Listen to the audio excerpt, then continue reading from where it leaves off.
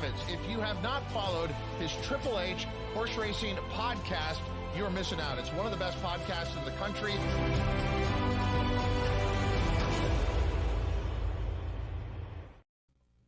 Hello and welcome to Saratoga Today for Friday, August 11th. I'm your host, Howard Kravitz, with my wonderful friend and co-host, Pete Visco. Thanks for joining us this morning as we're going to be discussing the early Pick 5 Friday at Saratoga. The late Pick 5 was covered on Tuesday night by our wonderful Bettin' and Boozin' guys. So please check out, I believe, episode 35 of Bettin' and Boozin'. It's the most recent one. They covered the late Pick 5. We're going to talk about the early Pick 5. Pete, how you doing today? I'm good. How about you? Doing great. So just for full disclosure, everyone, it's a little bit unusual, Pete, for us to talk about the future. We are filming this Wednesday evening. And the reason why we're filming Wednesday evening, as most of you know, I'm a full-time high school math teacher. Pete, it's back to full-time work. I know no one's playing the violins for me, but a lot of us are not available to do live show at least this Friday morning. Hopefully in the future on Fridays, we will be available. We are filming this Wednesday night for the Friday morning show. So, Pete, obviously we're not going to have scratches and changes, although some of the big news coming out of Saratoga recently is just a tremendous amount of rain. They were off the turf on Wednesday, might be off the turf Thursday. Hopefully they'll be on the turf Friday. Yeah, I mean, it's hit or miss there, so you never really can tell. So like we always say, check the scratches. We don't want people to think we wear the same clothes every day. So if they see us on this show and then our show that's actually going to be live later tonight, we'll have the same clothes on. So no, we do have different shirts and we don't wear them all the same week. I know that's a good point. And for those of you watching this course, hopefully you've already enjoyed the Wednesday night show that we did where we went over our trip at Saratoga. I know, Pete, we already talked about it on the show that we filmed Wednesday night. It was a tremendous time. And then, of course, Thursday night we had our flagship show, which hopefully you all have watched at home or will watch and listen, covering Colonial Downs, which you and Paul covered, Pete. Hard for me to talk about the Arlington Million at Colonial, but it is a fantastic card. You guys did a great job with that show. Thank you. Yeah, you were conspicuously absent from a show that talks about the Arlington, the Beverly Dean, the Secretariat, but I'm sure it's purely a school-related thing and not an Arlington mad at CDI thing. So, we got along fine anyway. It actually is. But truth be told, I do have open house, or did have open house, Thursday night at school and duty calls. So, but I appreciate you guys covering in for me. All right, let's get to the early Pick 5 on Friday. Now, Pete, we're going to assume, well, before we do that real quick, you can listen to us, of course, on Apple Podcasts, Spotify, and Anchor. You guys know about our Power Picks. Look below the video player. Regular Power Picks, Saratoga Power Picks, and then, of course, the website, which I'm assuming, Pete, you're going to update with our Saratoga trip. You've done such a great job with our website. If you haven't done it now, we'll get you pictures because the sights and sounds of the Saratoga trip for our podcast were pretty cool. Yeah, there are a bunch of pictures. Most of them at this point are mine. So whenever we get more, so for anyone watching who wants to see about our trip, keep checking back. We'll add as they're sent to me. I will add them to our trip page. So definitely keep an eye out for that.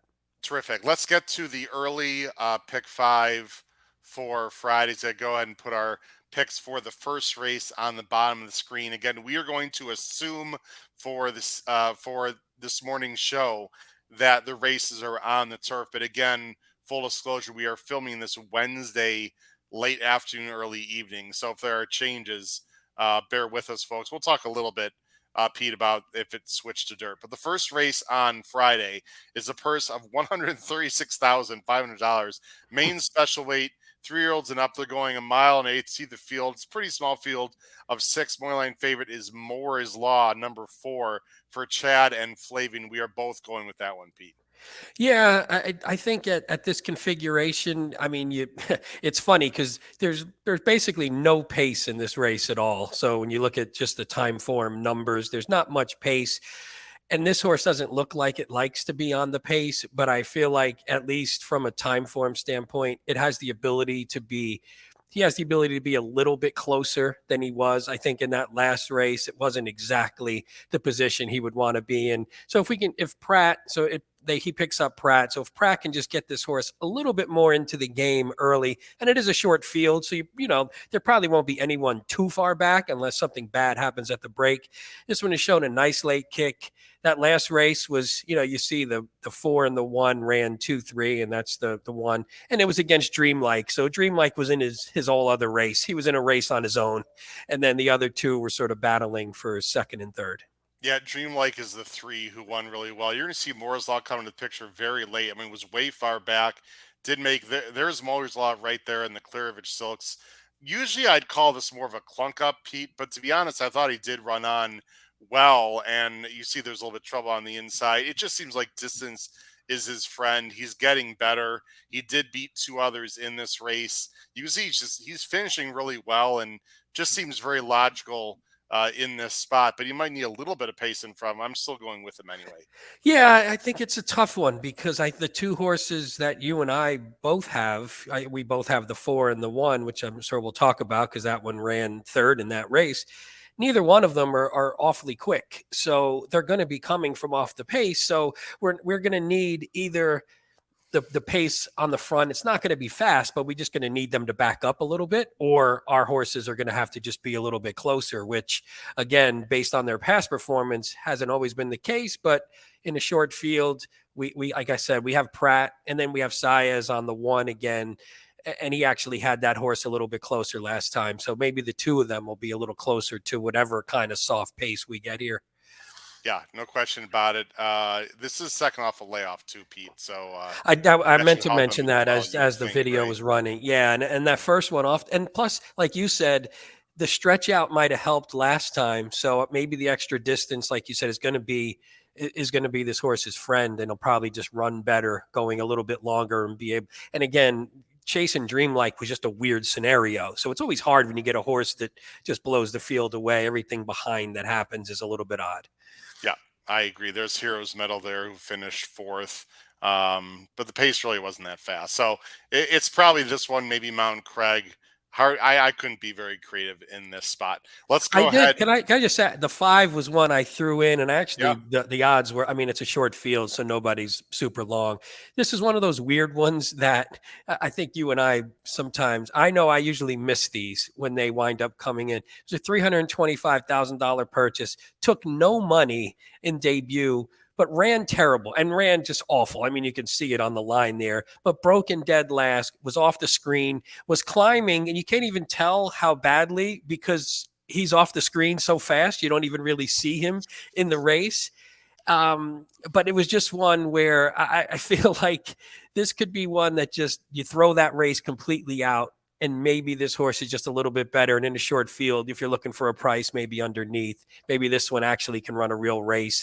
And Shug isn't always the best first out and hasn't been good at Saratoga, but usually maybe second out, we can, second time starter, maiden special weight sprint to route. So if we're going to route, 26%, 65% in the money for Shug. So in a field where there's not a lot of prices, maybe you can, do something if you're banging like a straight exacto or a try or something. Well, if Breeze is as talented as his namesake, he's got a shot. I hope he wasn't there at the debut. Yeah, I hope he didn't show up to that debut. He would have been disappointed in horse racing that day for sure. Let's go to race 2. Race 2, you see our picks on the bottom screen were somewhat similar, but we do have different horses on top. In fact, the one I have on top, you do not have anywhere in the mix. So who knows what that's going to mean? I guess we'll find out on Friday. Let me go ahead and show this race here on the screen. It is a New York bred allowance, seven furlongs, and purse 95,000. You see the field there. It's pretty even field. There are a lot of morning lines that are somewhat close together. The morning line favorite is a horse that I saw in the Shedrow several times. It said hello to because it's Rehan trained. Is that where the name came? You know what's funny? I was like, why the hell do I know this horse? It didn't run at any time. And I'm like, why do I know this name? And it must have been you that mentioned the name. Well, there's a story behind this horse, which I'll explain briefly. But Big Bean Christine. Now, this race was redrawn, Pete. It was supposed to run last week, and with the weather, I think this is one of the races that was actually maybe that's canceled why, from last Friday. I'm pretty sure, and so this is redrawn. Maybe that's why. But that's also, probably why then. Big Bean Christine is a horse that Matt Miller cashed big on the side in the NHC. I got a little tip from him from Ray, and he won. We'll look at his, or excuse me, her. There you go. I don't even have a drink. I don't. I didn't. I don't have Yeah, one I either. know. Anyway, we'll look at her PBs in a second. But she won on the Saturday of the NHC in March. And it was very fortuitable for myself and for Matt Miller, me in the contest, him just for a cash hit. But anyway, it's New York bred, 7 furlongs. I thought this was a really tough race, Pete. You're going 2-4-7. You're going number 2. Timely Conquest for Hennig and Johnny Velasquez, who I have in second. Sort of a fresh face in this field who ran really well first time out and won. And you're just coming right back with this filly by Accelerate. I have to say, this is the race out of this sequence that I liked the least and felt the least confident in. So I wasn't really. I was sort of looking, and I think you made the point where we sort of know what a bunch of the other horses, at least, they're still young enough to where we don't know exactly what they are, but we sort of have a decent idea. This one, maybe we just don't know what she is yet. She did run well, but she was chasing a hot pace. It was in the mud, so who knows? Maybe she just really liked the off track. Maybe it was the pace. But either way, I just like the way she ran. I mean, she showed the ability to pass horses, which for a debut is always something that you look forward to. If they can pass horses there, maybe they can pass horses. There is a little tiny bit of speed in here. Didn't come home the fastest in that race, but again, it was debut, so you can overlook that. Maybe there'll be some improvement second time out. Hennig, 2 for 2 wins, maiden with her last out in allowance in 2023. So it hasn't happened much, but at least there's twice it's happened in 2023. He's come back with 2 wins, hoping just like a mid-pack trip. And we'll see if she can go by again. I mean, again, this wasn't 100% confident kind of race, though, for me. It's sort of funny, Pete, that I have Timely Conquest in second. And the reason why it's humorous is this is usually a horse I would hate. I was surprised you had it. Yeah, I was surprised she went off at 23-1. She wins in the slop. The race fell apart. There's like 5 reasons why I shouldn't touch this horse. But this field is so meh. That's what I'm thinking maybe she had time. She's had time since her last. She's bred well. Maybe she can just run well again. I mean, I don't have a good feel for this race. I totally agree with you. I went with the 8, Missing Fortune. Again, another horse that I usually would be against, Pete, because her last race, she sort of won with an 82 buyer, sort of out of nowhere by 7. That was the exact note that I had was lifetime buyer top and last came out of nowhere. That's literally what I wrote in my note. Like I was confused. Well, great minds think alike, of course. I mean, but you know what? She's got a lot of speed. There's not a ton of speed in here. I think Koa won with one horse earlier this meet that came from Finger Lakes. If a Finger Lakes horse is going to win a race, this sort of feels like another one. Can she get 7? I have no idea. But one thing I did like is she did go 2 turns. Excuse me. She went 2 turns last year, Pete, which gives me the thought that maybe she can get the 7. Yeah, I wasn't concerned about that. Yep. Yeah, this is a very soft pick for me. I went with Big Bean Christine third. I will say I do have some intel from Ray Handel. Everyone can take this for what it's worth. As of last week, again, let me repeat that because it's important based on what I say. As of last week, Ray thought she might be a work short, and also the distance might be a little bit too long. Now, she has a week since the last race. And if you look, there was a very slow maintenance grease there put in by Ray that might help her fitness a bit. Ray's usually very honest, but he has kept this filly at 6. So, again, I'm a little bit dubious. I'm not saying she can't win. She can obviously win. I would never bet her at 5-2. We can look at this race forever when we don't have the time or desire to. There are other horses in here that are interesting. Can I just give one thing on the 7 before we move on? Yeah. If you're trying to beat a favorite, which again, this isn't the strongest field, so it is a good time to try and beat a favorite.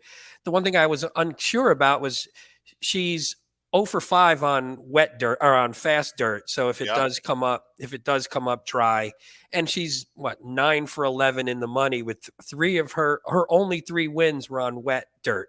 So to me, is it just, hey, does she just really like the wet? And she's happened to have a lot of off tracks in her career, which is kind of odd. I mean, so that was the concern. And if you're looking to beat a favorite, like even if you look at her since she's been with Ray 3 times.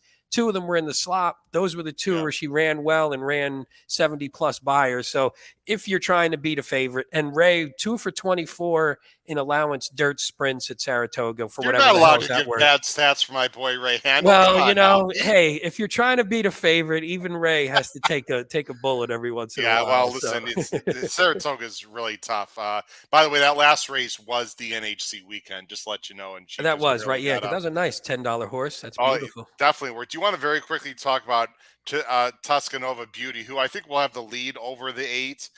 If she breaks, I think she's very interesting. I mean, this was another one where I was like, this is a horse that has only won it at Finger Lakes. So none of the other, every time she goes somewhere else, she doesn't win. But she is 6 for 10 on fast dirt, 6 for 13 lifetime. So she does know how to win races. She's clearly the speed. If you look at time form, she has a pretty decent pace advantage.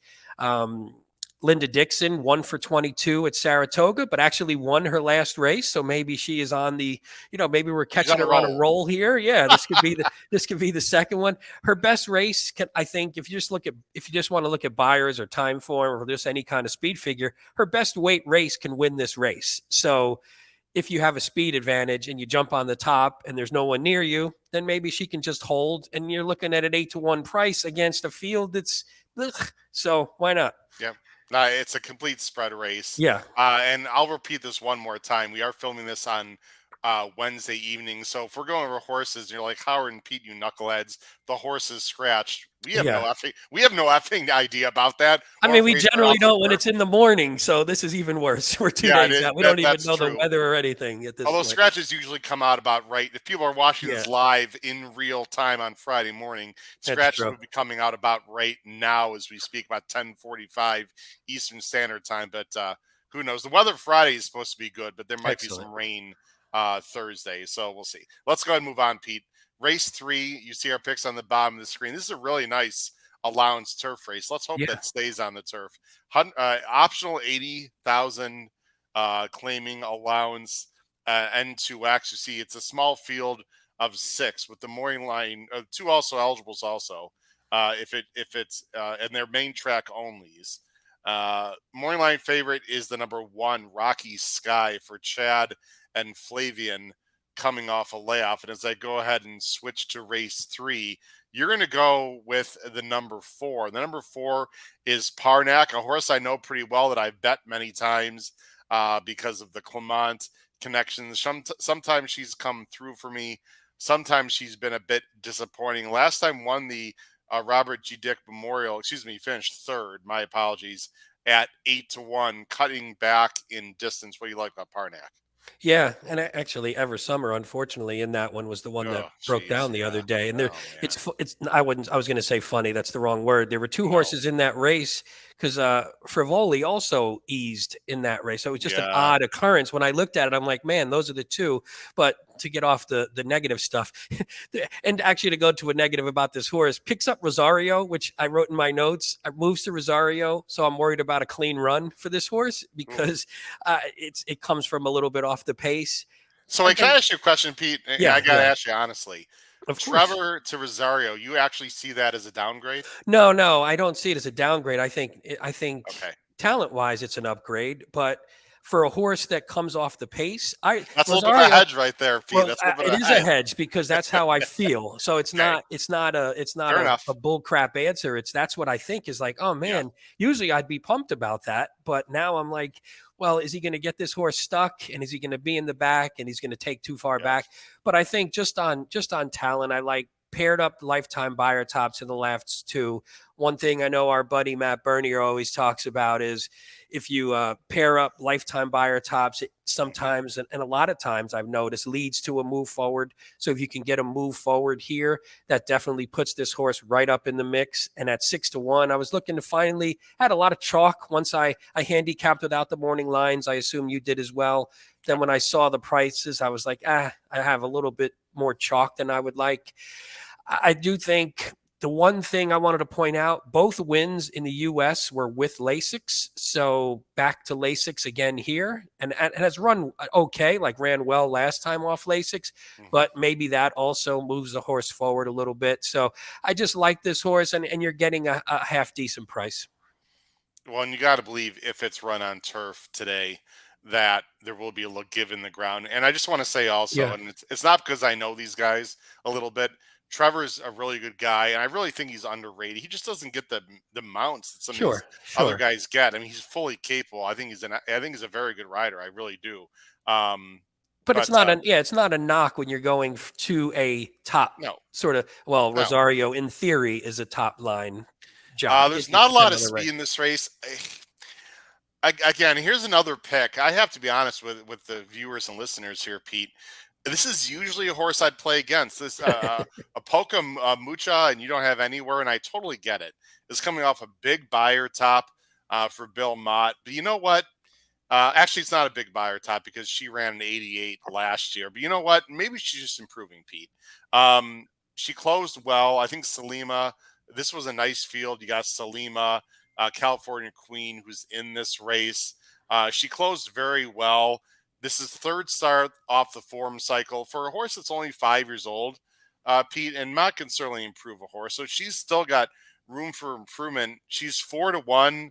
Maybe she's going to come from too far back. I mean, I have my concerns, but this is a soft pick for me with Poca Mucha. I do have your Parnack in second, and then I was going with Rocky Sky in third. I mean, obviously, if she's ready, she's going to win. I will say Chad has not been very good this meet with dirt layoffs.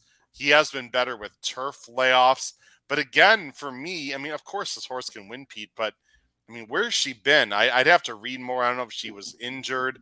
But when you have a talented mare like this, there's no way that Chad wanted to have this horse off this long. I mean, she's already missed a lot of nice summer races for fillies and mares, so I don't know what the story is. But she can obviously win. This is just more of a gut feeling where she been kind of thing rather than I don't like the horse. Well, this is another one where you assume this horse is going to be a pretty decent favorite. I don't even think you'd get the 5-2. I think just from 8-5, 8-5, right? So, but again, if you're trying to beat a horse that's coming off a layoff, and you usually say, "Oh, Chad's good off the layoff." I actually had a stat 4 for 26 on the win end, first after 240 to 300 day layoff in turf routes over the past year. So maybe not as maybe we're used to him in the more of the stakes races with his better horses, and they're the ones that usually can come off a layoff because they're so talented. Did you break up that stat for stakes races versus non-stakes? No, I didn't. I just did for turf routes. Yeah, just because it was kind of low already, I didn't break it up even further. But still, it wasn't as good as you expect a Chad on a turf in a route to be.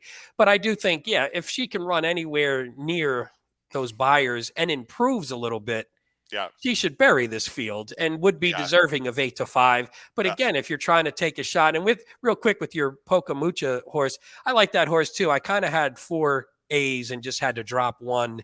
And the thing with that one was, will she just be a little bit too far back, and that'll cost her a potential win? That was the only reason. I thought they were all relatively. Well, Parnack's going to be just as far back in theory. We don't know. Yeah. Well, that's what the question is. Well, we're gonna move on here, Pete. But Kinesi, I looked at carefully because she's lone speed, but she's been lone speed before, and barely hangs on. I think this is a better field, so I'm using Kinesi defensively. I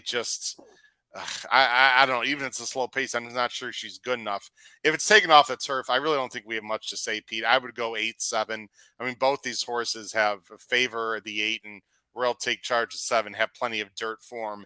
Yeah. If it's taken off the turf, it's going to be a very short honestly, field. If it's taken off the turf, is it just a match race between and everybody else scratches? Not. Because I don't know. I think, I've heard a lot of things, Pete. Well, they might not come back on the turf again, like ever. I've heard some people in the chat, and a lot of, to me, nonsense. Personally, no disrespect to people who put that in Sure. the chat. I'm sure they're going to race on But it. the three is the only one This is who's not a actually run Churchill on the dirt. situation. This is not a Churchill situation to me. They just need the weather to calm down a little bit and maybe change the rails. And Yeah. it's not like they haven't, uh, ridden or raced on wet turf in Saratoga before at Saratoga. No, So no. I don't know. We'll see. Let's go ahead and move on to race 4, Pete. Race 4, you see on the bottom of the screen there, and I'll go ahead and bring it up here in a second. You see our picks. It's the Union Avenue. You can see that we are, again, have different picks on top. Let's go and show it. The Union Avenue, about 252 Eastern, race 4. Now, there's a horse I automatically see that won't be running. The number 1 Yeah. is Betsy Blue ran today, I'm pretty sure. What is the 6 furlongs, right? Where's the, whoops, I need to 6 hit the see furlongs. Yep. more. That's Yep. unusual. A lot of conditions here. 6 furlongs, 125,000 New York bred girls. You can see the field of 6. Betsy Blue ran today, Wednesday, as we're filming this. So the 1 is going to be out unless Linda comes back in 2 days. That ain't happening. So it's going to be a field of 5 at the most. But the Moreline favorite will absolutely be Granny's Connection, Morley, and Castellano 6-5. I do have the 1 on the bottom of the screen because I didn't know that until today. I didn't have time to change my pick. I don't know who I'd replace the 1 with, so I'm just going to leave that on there. But you're going with the 5, correct, in this race? Yeah, I mean, I actually thought this was even before the 1 scratched. I thought it was the same 3 from the last race, the Can't Hurry Yep. Love, Granny's Connection, and Betsy Blue, who sort of ran. Betsy Blue did get a bad trip in that one, so I was like, though that I thought that one would take money for that reason. Now that she's out, I agree with you. The 2 is definitely going to take a bunch of money. But my choice will be, hey, if I can get a little bit more of a price on the 5. The 5 ran down the 2 last time. Let's watch the stretch run, Pete. Yeah, it was a good race. Can't Yeah. Hurry Love is the 7, stalking the number 6.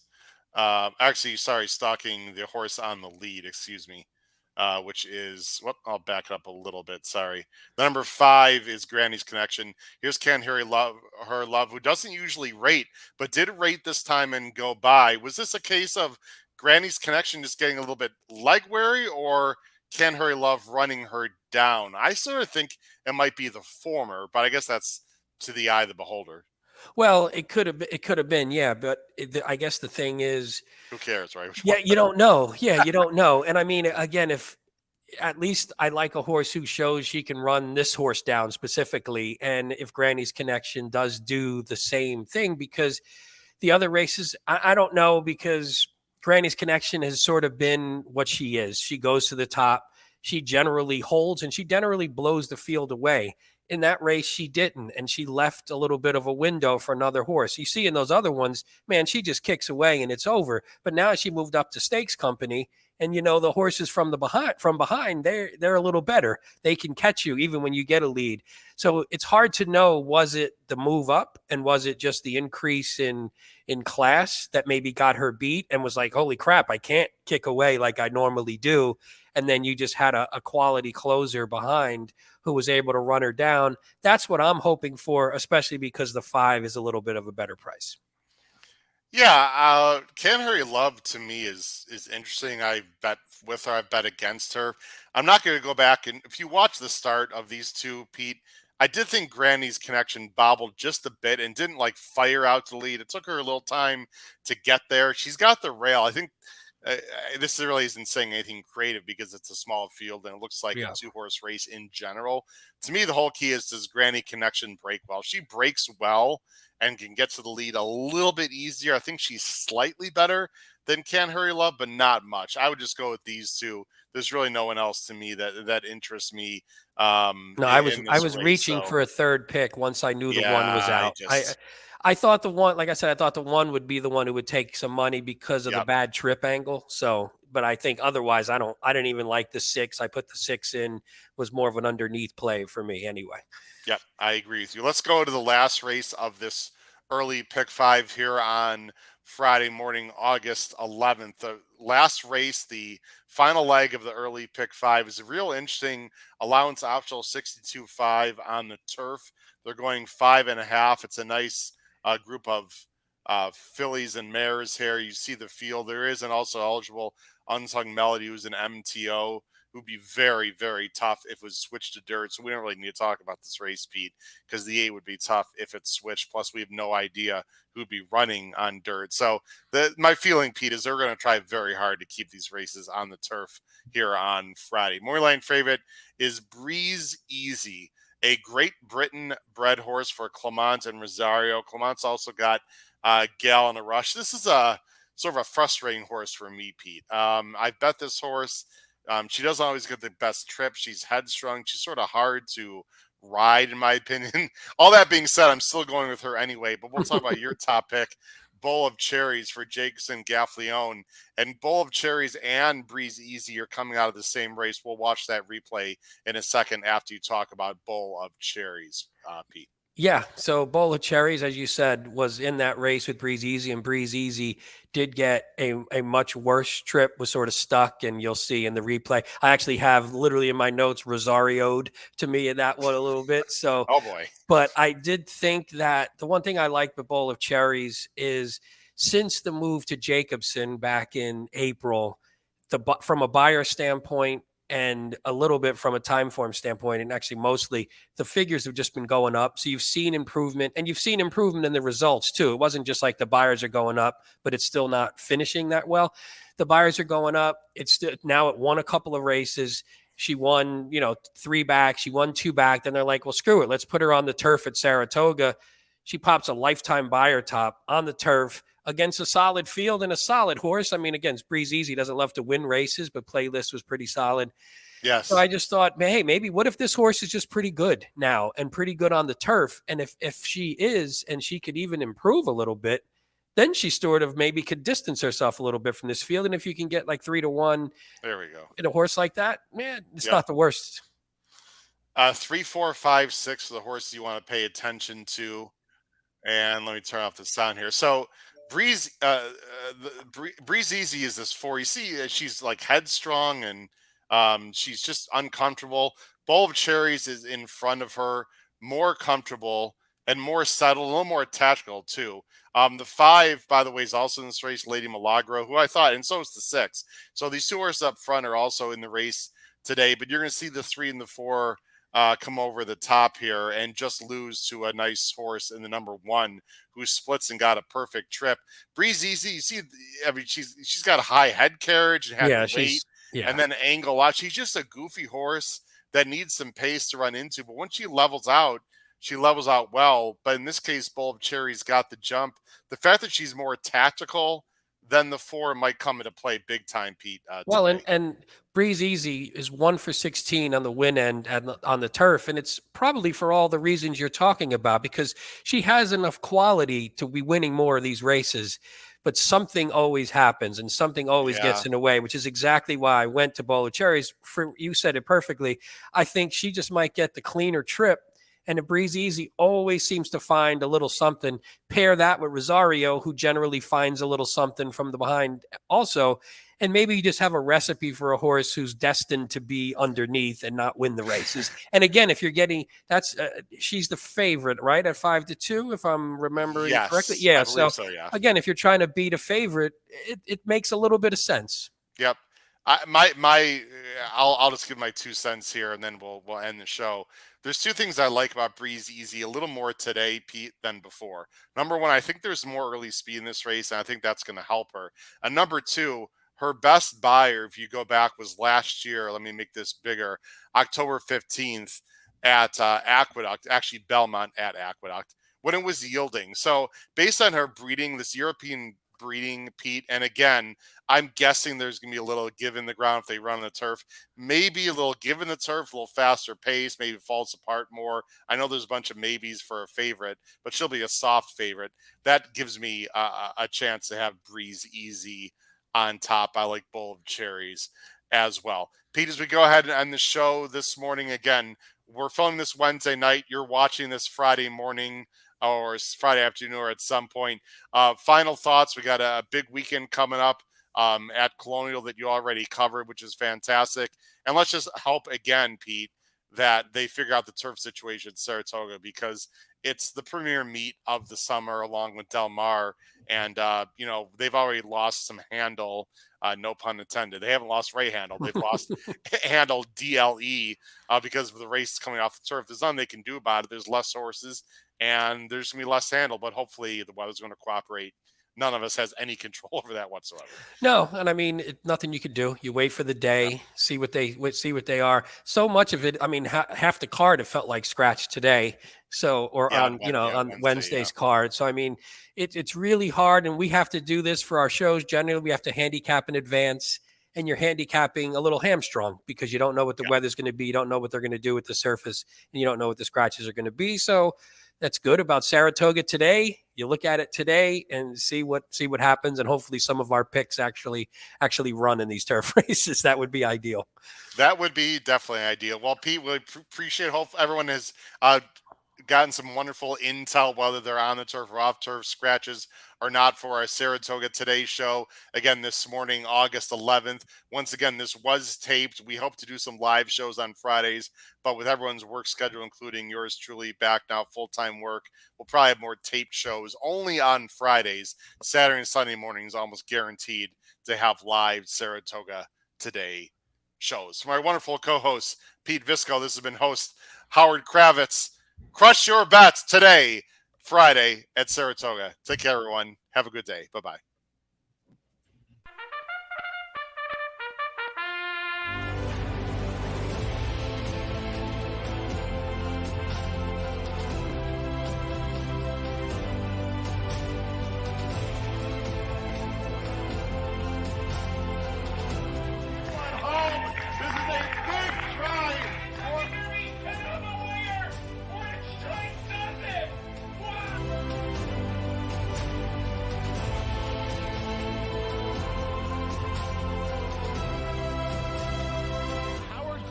If you have not followed his Triple H horse racing podcast, you're missing out. It's one of the best podcasts in the country.